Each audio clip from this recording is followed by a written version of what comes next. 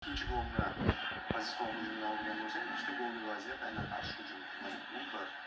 Ikkinchidan o'sha qanotdan uzatmalarni bloklash. Uchinchidan jarima maydonchasi markazida birinchi to'p uchun kurash. Mana shu jihatlar bo'yicha kamchiliklar kuzatildi. Plus hujumda zarba kamligi. Hozir Eldor Sho'raliyev fit ishlatdi, yaxshi pas berdi. Kombinatsiyaning davomi ham bor. Norchayev o'tdi. Darvoza bo'sh. Gol! Gol! Va nihoyat. Oradagi farq qisqardi. Ruslanbek Jiyanov Kambekiston ishga kirishdi. Vaqt bor hali, hisob 1-2. Darvoqe var ham yo'q. O'yinchilar holat demak qayd etilmaydi. Mabod agar o'sha birinchi Shomurodov uzatma amalga oshirgan paytda ofsayd bo'lsa, menimcha yo'q edi ham-ku. Mana ko'raylik. Hop. Yo'q ofsayd menimcha.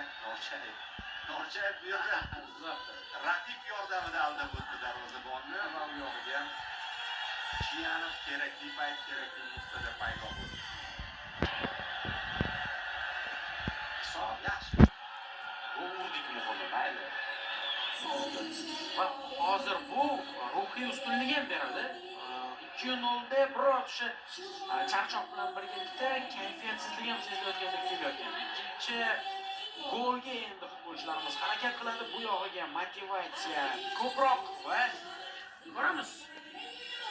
Hali vaqt yetarli.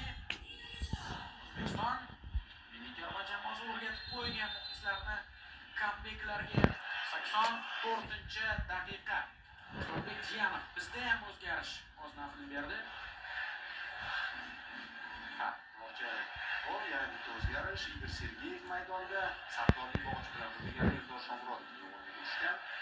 Darvoqe hujumning boshlanishida Eldor katta rol o'ynadi. Bitta himoyachini aldab, bo'sh zonaga pas berdi va o'sha tezkor pas natijasida biz himoyachilarni shoshirib qo'ydik. Dilshod Saidov ham